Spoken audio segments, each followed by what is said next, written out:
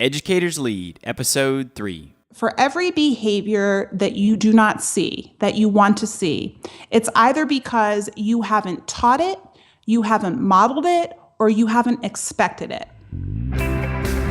Welcome to Educators Lead, where we interview leaders in education to offer inspiration and practical advice to help launch educators into the next level of leadership.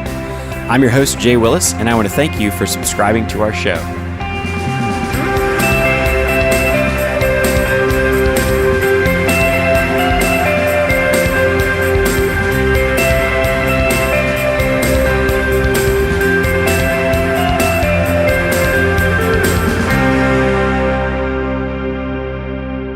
This is John Lee Dumas of EO Fire, and you're listening to Educators Lead. Let's join my friend Jay Willis and get ready to take your leadership to the next level. Hello, EduLeaders. Jay Willis here, and I'm excited to introduce our featured guest today, Lori Heisler. Lori, are you ready to launch? I am ready, Jay. Awesome.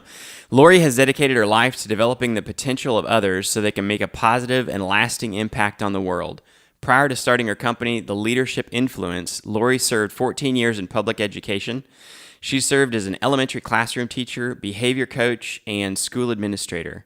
And today she helps socially conscious leaders and professionals build their leadership capacity so they can maximize their potential, performance, and impact. So that's just a brief introduction, Lori, but tell us a little bit about yourself and your career path. Sure, Jay. So first of all, thank you for having me. I'm honored to be a guest on your podcast. Really appreciate it. I grew up in Pennsylvania and earned my bachelor's degree from Millersville University, which originally was a teaching college. It might be important for you to know that I was the first in my family to graduate high school and earn a college degree, so that was pretty special. Oh, wow, that's awesome. Yeah, and when I went to college, I didn't actually know I wanted to be a teacher. I went for psychology to start. Oh, me too. And then, you did? Yeah, that was my undergrad. Oh, Yeah. See that? Great minds think alike. That's right. Yeah, so I was sitting there, and while I enjoyed my classes, I realized that in order to really do anything with that degree, I was going to have to pretty much continue my education right away, or at least that's what I thought. And since I had started working at a preschool while I was in college and realized how much I absolutely just loved going to work every day, I changed my major to education and earned my bachelor's in elementary education. Mm-hmm. And from there, this is a fun story. So I did my student teaching in Australia, actually, my senior year. And while I was there, I knew that I wanted to teach in a charter school. I really was in love with a curriculum called Core Knowledge. I'm not sure if you're familiar with Core Knowledge. It's a curriculum by E.D. Hirsch. Okay. You may have seen the books, Everything You Need to Know in Kindergarten, Everything You Need to Know in First Grade. Yes. So I was really excited about just how engaging that content was. And I knew that Colorado had a lot of charter schools, and I had the opportunity to move to Colorado out of college. So while I was in Australia, believe it or not, I got a phone call to fly to Colorado to interview. So I interviewed, and that's how I ended up where I am now in Denver. And from there, so I taught in a charter school for 1 year. Mm-hmm. I was very surprised and overwhelmed at, I think, just how political it was. I wasn't prepared for that. I'm sure a lot of teachers can relate to that experience. And so I took a step back, and I then substituted in a few public schools the following year until I landed a job teaching second grade in Adams 12 School District out here in Colorado. I taught there for 2 years, ended up moving back to Pennsylvania. So I've had a roundabout journey. I've been back and forth between Colorado and Pennsylvania a few times. And then what got me into leadership was just a few years ago when I returned to Colorado, I knew that I needed to further my education and, continue to advance my career, but I had not even taken a college course since college. So I had 3 areas of interest: technology, leadership, or special education. And I had started to look at leadership programs out here in Colorado, but at the time I was looking, all of the program deadlines had already passed for applying. So, and I like this story too, because I will never forget really what happened when I made the decision to go into leadership. I took up snowboarding while I was here at the age of 35. How fun. And in the 9 years at that time that I had been teaching, I think I had taken a total of 3 days off work. Wow. And then I learned how to snowboard. And I took a few days off work. I was actually, we had gotten down from the mountain. We were sitting at a restaurant eating dinner.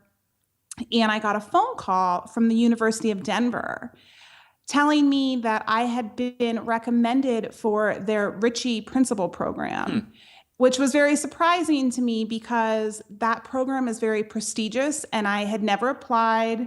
I didn't know anyone at the University of Denver. I did not know who recommended me. And they invited me in for an interview. And I remember I turned to my friend, Brian, and I looked at him and I said, well, I guess this is the path I'm taking because I think someone made up my mind for me. But it was a natural direction to go. And so I went in, I applied. I later found out that it was a good friend of mine who had gone through their program, who was already a principal, who had submitted my name. And that's how it happened. Wow. So tell us about the journey from that point. Did you end up needing to take more classes, or what was involved with that particular program? Oh, goodness. So, yeah, what was interesting and great was the year that I started the program. It was a 2-year program. And, well, actually, it was a 1-year program. But then if you did not have your master's yet, then you could continue on. So it was a certification program for your Type D principal license. And then after you finished your certification, you could continue on through the program and get your master's, which is what I did. Okay. And what was great was the university actually came to our school district, to our admin building every Wednesday. And in Colorado, they have something called early release days. So the schools get out early, and while the teachers and staff do professional development, the kids go home. And so that was when my classes were held. Well, that also proved to be one of the more difficult years of my teaching career because I had a very tough set of parents and a principal who was not so supportive. So it took a lot to get through that program, but I did it. I got through the program, and then from there, I left the position that I was teaching 3rd grade at the time. I left that position mainly because I wanted to transition into leadership, but also because I no longer desired to be at the school that I was at. Okay. And so from there, I became a behavior coach.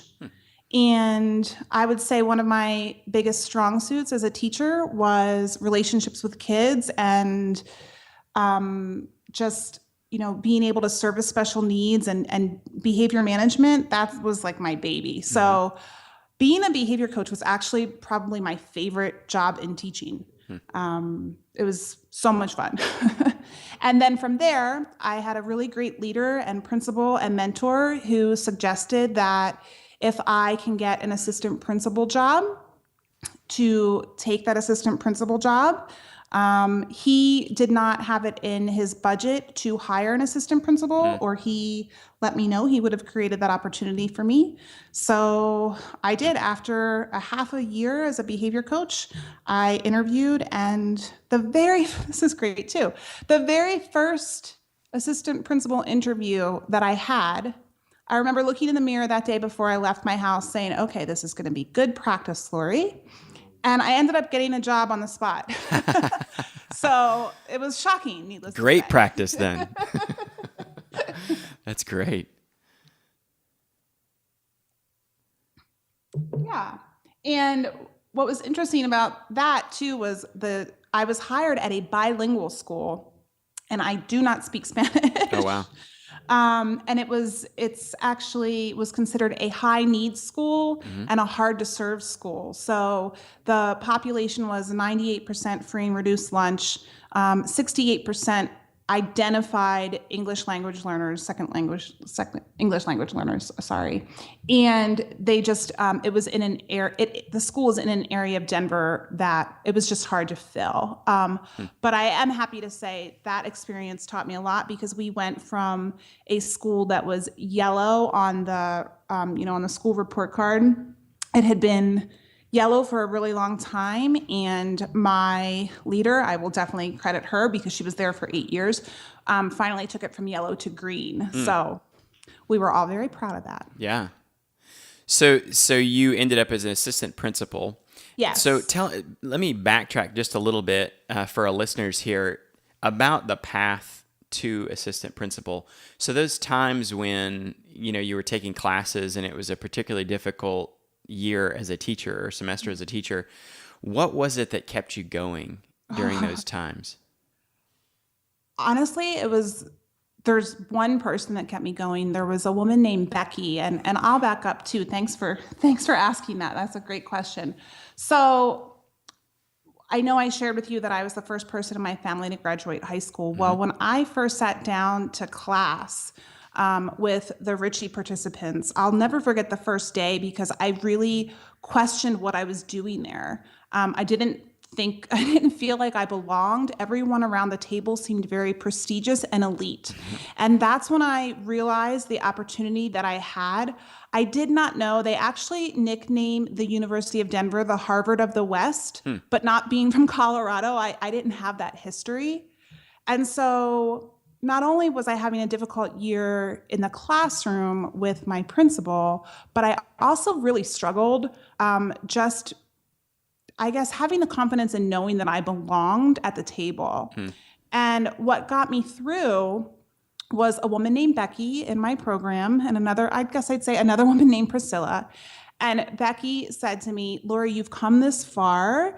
Because at this point I had already completed the program. I definitely am a person who, when I set my mind to something, I go all out.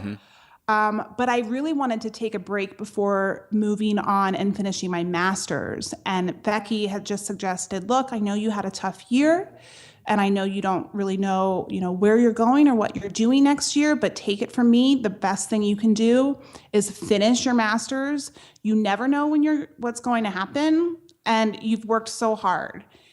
And she was right. So yeah, I got through it with support of friends and just ambition, really. Yeah.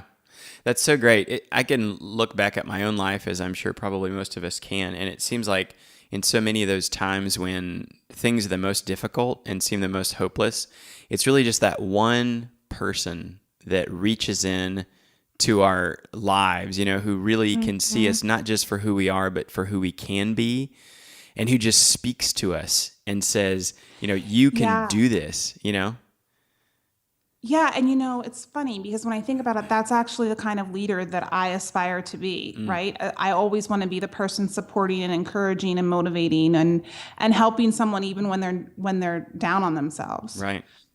Right.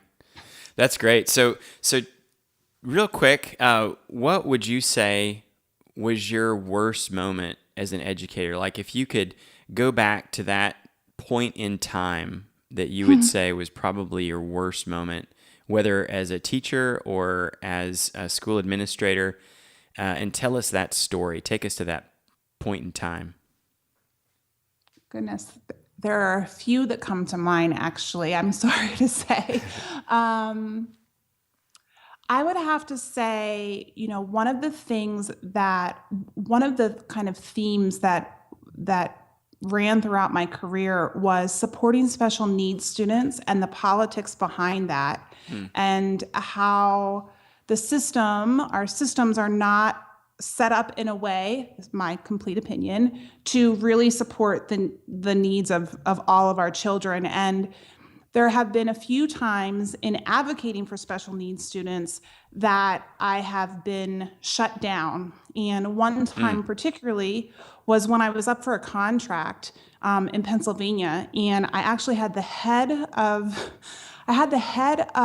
special ed come to my classroom and tell me that there were parents who were suing the district based on a letter that I wrote to their pediatrician 2 years prior.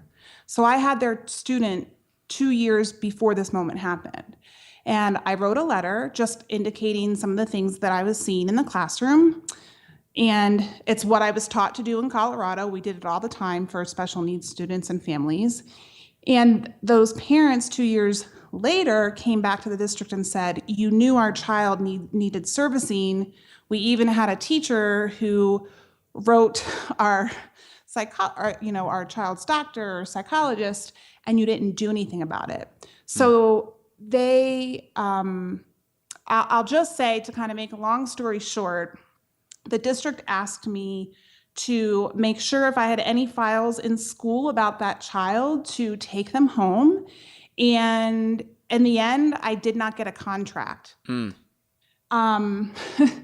And so that was devastating to me, because I knew I didn't do anything wrong. I knew that if I had to look in the mirror and write that letter again, it was the right thing to do. I also knew that the district knew about the letter because the parents had actually written an email at the end of that year thanking me and directed it to our superintendent and our principal, thanking me for being so supportive of their child. So yeah, that was definitely a devastating moment for me, because just a few months earlier, the superintendent, actually at this point it was a new superintendent, was in my classroom observing me because my principal really felt that I was the next person who deserved a contract. So I was expecting to get a contract, only to find out that I wasn't getting a contract. So yeah, that was hard. Yeah. So what did you do to overcome that? Oh, as goodness. difficult as that was? I went on to become a principal. Yeah. No, honestly, it's really almost true to point, because I had a really great mentor here in Colorado when I first started teaching, who was a mentor of mine for a long time. And when I moved back to Colorado, I continued to teach for her. And she actually inspired me to come back to Colorado and to get my principal license. I remember we had a school concert while I was back in Pennsylvania, the same time I was going through all of this mess. And I had interviewed in Colorado. I had interviewed for a job to come back to Colorado because there were some other things going on with me personally, and I wasn't sure if Pennsylvania was the right place for me. So I was weighing my options, believing I was up for a contract in Pennsylvania, knowing that I'd make good money there and have my education paid for the most part, or I could move back to Colorado, where I was offered a job to come back teaching for the person who I really enjoyed teaching with. And she said to me on the phone while I was at the school concert, "Lori, come to Colorado. We're going to get you into a principal program." And I remember it made me very teary-eyed because I was going through so much at the time. But to have that person, like we talked about before, on the other end who believed in you no matter what, it really inspired me. So 2 years later, that's what I did. So what are some valuable lessons, or a valuable lesson that came out of that entire experience, would you say? Yeah. So I'm not going to lie. It was a tough lesson. And there have been a few of them that have been a little similar. And really, my biggest takeaway, and I said it earlier, was that I always need to know, and I would encourage every teacher and every educator who is forced with making decisions, and sometimes uncomfortable decisions, just to know that at the end of the day, no matter who's telling you to do what, you need to be able to look at yourself in the mirror and know that you acted with integrity, that you acted within your values, and that you caused no harm, right? That your intention was only ever to help a child and to further a child or a family. And if you know that you've lived within integrity and you've acted within integrity, then no one can ever take that away from you. Yeah. So do what you know is right. And do what then you know is right. You'll be able to sleep well at night. Yeah. Yeah. And there'll be times where you might be asked to do things that aren't right. Yeah. I mean, in any position, right? Not just education. Oh, yeah. Yeah. So, yeah. And I know as teachers, we are perfectionists. We want to be liked. We like job security and we love what we do for the most part. So to have that threatened can be quite scary. But at the end of the day, I don't want to say it's only a job, but it is, right? I mean, you can always serve children and always advocate for children in many, many ways.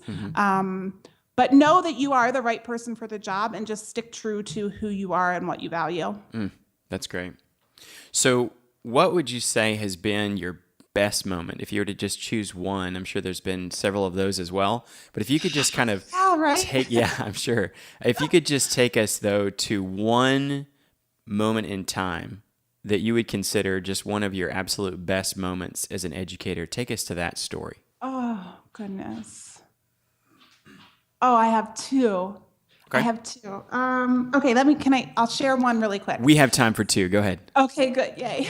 So one was, it has to do with another special needs student. So my second year of teaching, I had a little boy. I'm going to call him Billy, even though that's not his name, and just in case he listens to this. I understand. And he had some severe behavior issues. And I ended up actually having him for 2 years because I had him in second and then I looped with him to third. And I remember our district behavior person coming in and she looked at me and I was doing all of this work, I had this behavior management system in place trying to help him. And she said to me, Lori, Billy will be lucky if he gets through the 7th grade. I was so mad. I was so mad that she said that to me. Well, my proudest moment was just a few years ago, I actually watched him graduate. That's great. And a few other people from his class. So that was definitely probably my favorite moment. Yeah. Was watching him graduate. Yeah. But then there was one other moment that I'd love to share if you'll indulge me. Go ahead. One of my favorite things about teaching is the opportunity to be creative and really engage students and have them see that they can do things they did not think they were capable of. So one of the events that I would usually put on in my classroom was something called the Poetry Cafe, where we would transform a space into what looked like a cafe. We had a host and a hostess dressed up to a T in a tuxedo and a beautiful dress, and they were the MCs for the show. And then we had students performing their poems through drama and play, and they'd rap. And the one year we actually had 60 family members join us. Every child had a parent represented, and we even had grandparents, I believe, come up from Arizona. Wow. And just watching kids perform and take ownership of their learning was the best, just some of my favorite moments. Yeah. That's great. Yeah. That's great. So I missed that.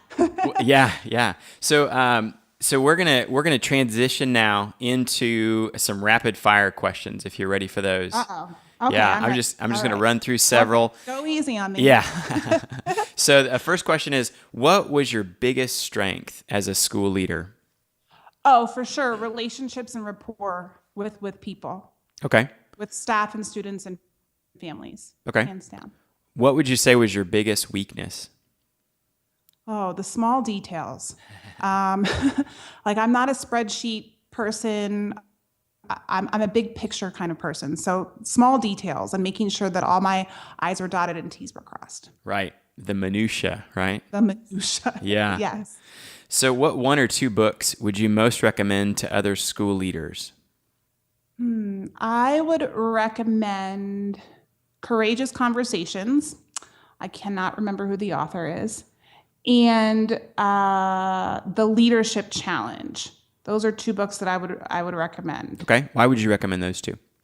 The Leadership Challenge is great for leaders. It allows you to be very reflective, and it's part of the Leadership Challenge kind of programming that they do, where they have you get feedback from staff members and stakeholders so that you can reflect on your own leadership. And it also is very values based. So I appreciated that. And then courageous conversations, because everyone needs to know how to be able to sit down at the table and have a difficult conversation, because it's going to happen no matter what path you take. It's going to happen. Right. Right. I'm And sure. it empowers you to know how to do that. It empowers you. It prepares you so Yeah. that you can advocate for yourself and others. Yeah. I would think with students, teachers, other school leaders in all those scenarios, it'd probably be opportunity for those awkward, difficult conversations at times. Absolutely. And the more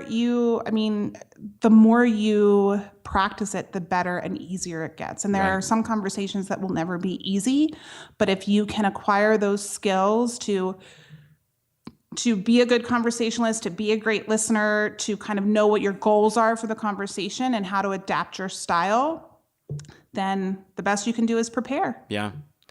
What is your favorite quote if you were to choose one? My favorite quote.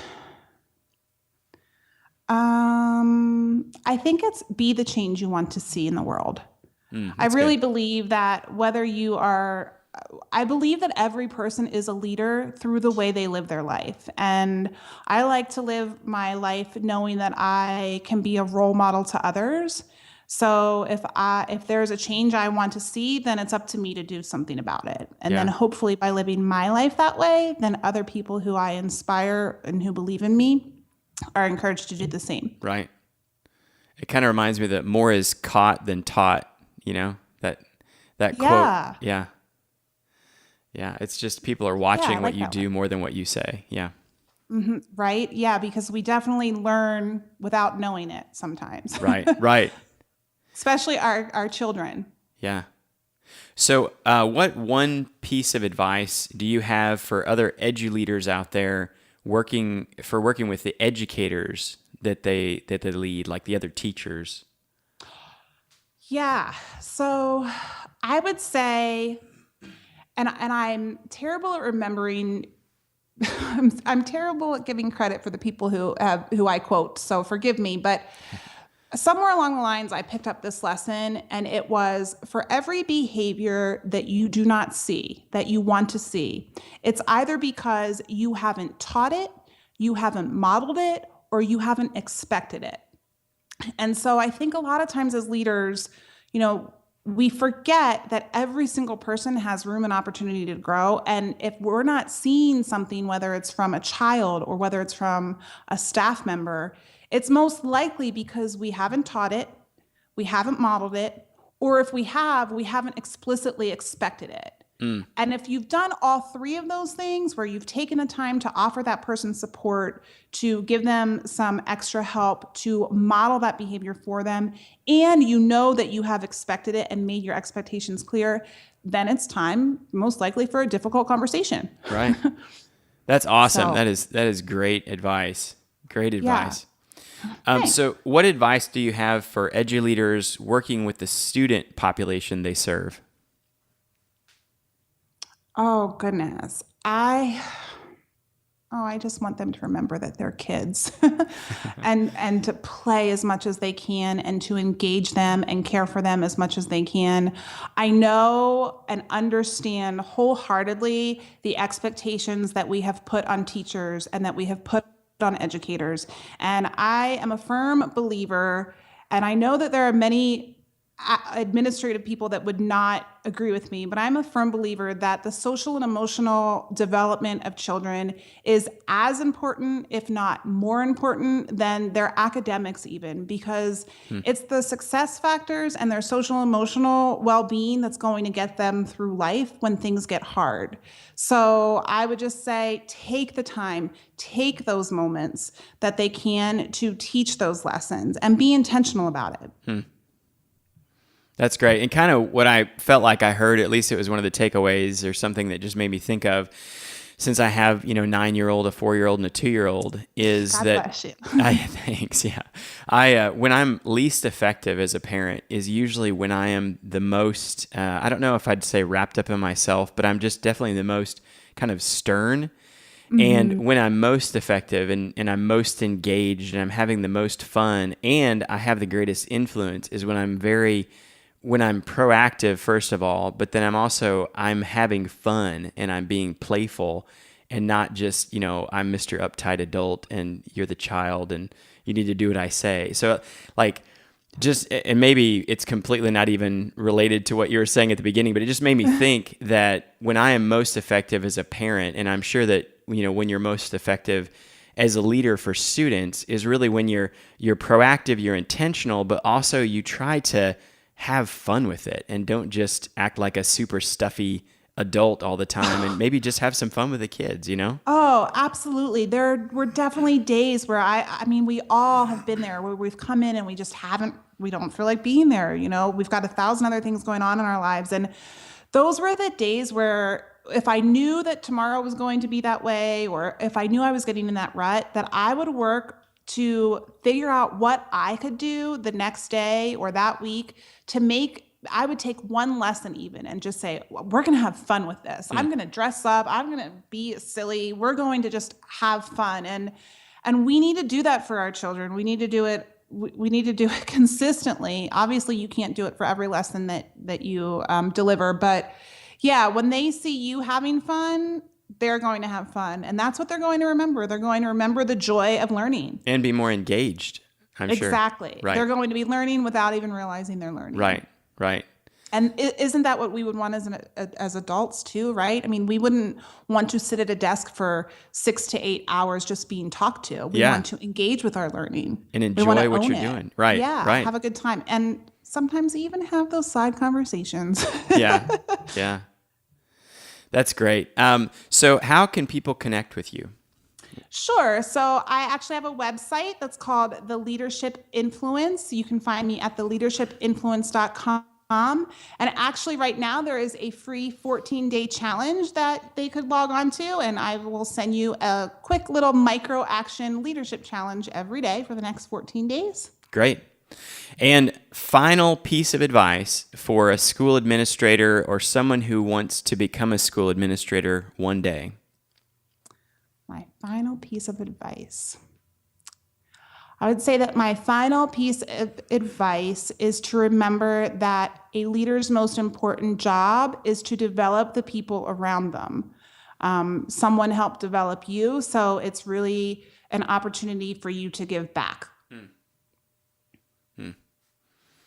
And it's amazing what you put into the lives of others comes back into your own. Oh my goodness. Yeah. Right. Imagine, I mean, as a school leader, you touch so many lives and I don't even know that you realize it. Yeah. That's great.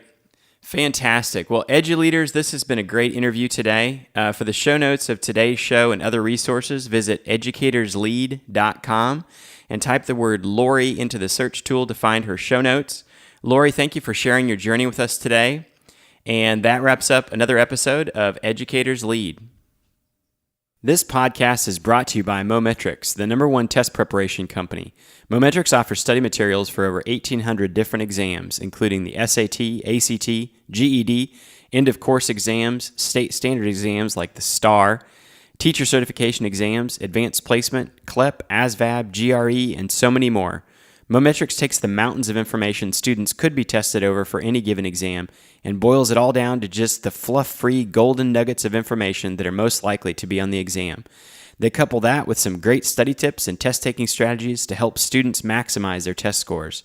With their interactive tutorial videos and a layout that makes lesson planning easy, Mometrics study guides, flashcards, and practice questions are a great fit for individual or classroom use. To learn more about our products and our vault of hundreds of free tutorial videos, please visit educatorslead.com/test prep.